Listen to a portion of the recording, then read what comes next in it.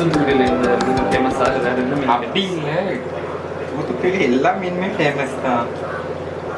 ஏன்னா தூத்துக்குடியிலேருந்து தானே மோஸ்ட்லி போகுது.